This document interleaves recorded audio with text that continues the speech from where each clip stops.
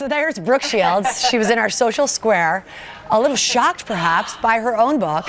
It's called There Was a Little Girl, and Brooke really wants to set the record straight about her life. Her mom, who the first celebrity, she was the first celebrity momager, I think. The title, sort of that word was used, and often publicly criticized for the career choices that she made for her young daughter, and we want to say welcome to you. Thank you. Been a long time since we've spoken. The last time I talked to you, I think right here, was about your book about postpartum depression. Yeah, it was the first book I penned, and this is the next one, and it's funnier. Yes. This one's a little funnier. Yeah. Well, that was. Although there was humor in that one too, but. And I was saying, there's just such a brutal honesty to your words, and beautifully written. But you say right off the bat that you felt like you had to read this after reading your mom's obituary.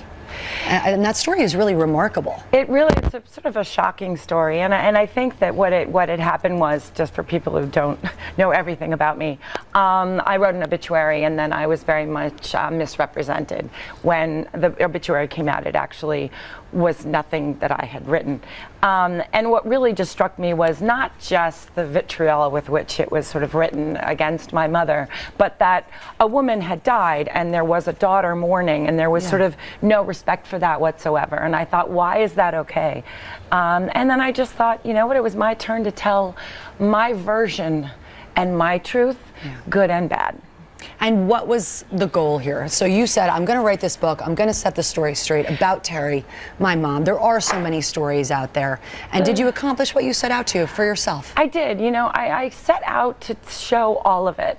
You know, like I said, the good, the bad, the complexity of a parent-child relationship. You know, we spend our lives running away from or running towards our mothers. Yeah. And whether you have an amazing relationship or a distant one, or there is a complexity there. Mm-hmm. And I mean, every Disney princess, the mom's dead in the first 5 seconds. Right. You know, there's something in that archetypal relationship. Right. And yours started very, very young. 11 months old was your first commercial. I had a lot to say about it too. I said, "Listen, Mom, get it going here. Come on." But by 11, did you even have enough of a voice then? Were you an old soul enough then to talk about Pretty Baby? Do you remember her sort of explaining to you the Louis Malle film and what you'd be playing this child prostitute? I grew up in Manhattan. I mean, I went to school in Jersey, but I grew up in the city when 42nd Street was a very different place. Mm-hmm. You know, I was very cognizant of all of that.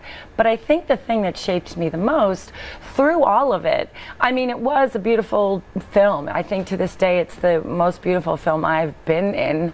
And I lived with an alcoholic parent, and I was an only child with her. My father had a whole other family, and I was very close to them, but that shaped me. And so it actually became the larger character in our life, even in our lives together, and it even superseded Hollywood or all of the sort of pitfalls of that. And you are so frank about your mom, and you do tell stories about missed Christmases, but you do say that there were positives, and perhaps if she had not led the life she did, that you would not have had the incredible life that you have. And I do think that is the story, you know, that is the silver lining, if you will. You do also talk about the men in your life, and I was pretty surprised that you were so revealing about Andre Agassi and your marriage, because you did have a lot in common, but he shared a very dark secret with you that you've now shared in the book. Well, he shared about it in his book too. So yes. I have the respect. I maintain my integrity throughout.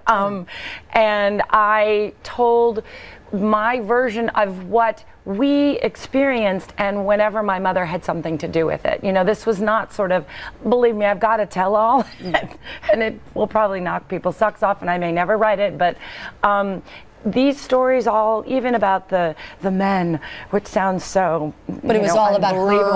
It was weird how she affected me within all of those relationships. So whether it was fear of losing my virginity because I felt like somehow she would know, or, I mean, I think the appealing part of these sort of unbelievably larger than life characters, these alcoholics, these addicted people, these fabulous, is that they have that appeal, you know, and they're beguiling, and it's all that. I mean, and it affected my relationships. I mean, Andre was one of the best parts of my life. I mean, he helped me sort of disengage from my mother in as healthily as possible. And you are so honest about it in here. It's pretty brutally. It's funny it's very too. frank. It's sort of ridiculous, but yeah, ridiculous. There's parts that you cannot believe, you know. And it's out tomorrow, everybody. The name of the book is There It Was a Little Girl, and again, in stores tomorrow by the one and only Brooke Shields. Thank you so much for sharing. So good to see you. Thanks for caring. Of course.